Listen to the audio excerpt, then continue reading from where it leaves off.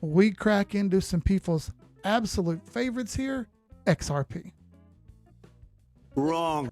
No, it's XRP. Dude, I almost bought some XRP swim shorts. Not gonna lie. But I didn't. So I got a lot going on here. Bear with me. This ran all the way up to the 2 fib. What does that mean? Well, let me drop some stuff off first to kind of start to understand. So from this high to this low, ran down and broke out. After it broke out, it back tested just ever so slightly and absolutely left the chart. Left the chat, not the chart, left the chat. Went through the 1272, the 1414, the 1618, and went all the way to the 2 fib, which, by the way, is pretty darn rare. Doesn't usually go that far, that fast. And if you know anything about XRP, you know that the all-time high was around 341 to 344, depending on which influencer you like the most. Nonetheless, this broke the previous high. There for a couple days, literally everybody on earth was in profits on XRP. Interesting that you should note that I don't use the own stuff. Look, right there's my bylines. What is that? Are those my bylines? That's crazy. It's like I almost told everybody and then I put it on the chart and everybody can see it. Mind blown. I'm not your average influencer, Anton. Now, be careful. You're swinging out of your weight class. What's up, crew chief? Good to see you. Anyway, I don't like this abrupt pullback. That sucks. Going through the 1618 and going to the 1414 is a good sign.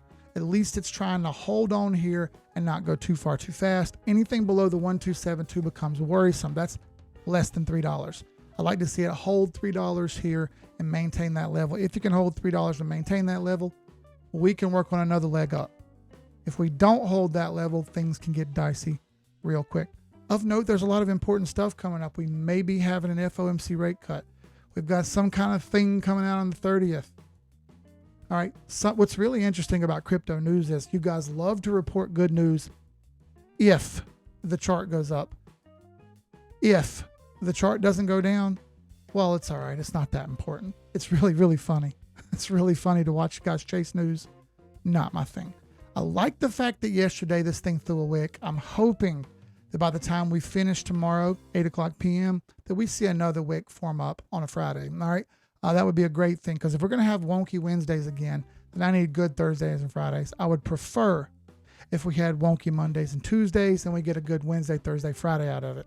We didn't get that formula this week, and that set us back a little bit. All right. So how much farther back could we go? Again, as long as it's over the green line that you see right there, that green vertical line, I'm not feeling too upset about it. Let's pull a fib from the bottom to the top up here. And right about there, it's about as close as I can get. See, it's falling under the 236. The next available line right here is that 382, which was roughly around that 1.272 going up. If you remember that, it's roughly the same spot. So if we fell any farther past this level, $3 flat down to 285 just makes sense. Anything below 285, we are in trouble because she's failing that green trend line. We don't want to see that green trend line fail. That'll suck really bad. So nice little run XRP made. Look, super overbought. The thing was all the way up to 90 on the RSI. Doesn't happen like that a lot. MACD's already turned over. Again, things can get ugly quickly. This is why it's very important to take profits in the crypto world. You guys see my bylines. Haven't taken profits on this one yet. I'm going to give it another day or so here to make its mind up. Anything more than what it's got out of this wait a minute zone, I'm going to have to bail. In fact, there are a couple positions that I'm going to have to bail on, and I'll talk about those now.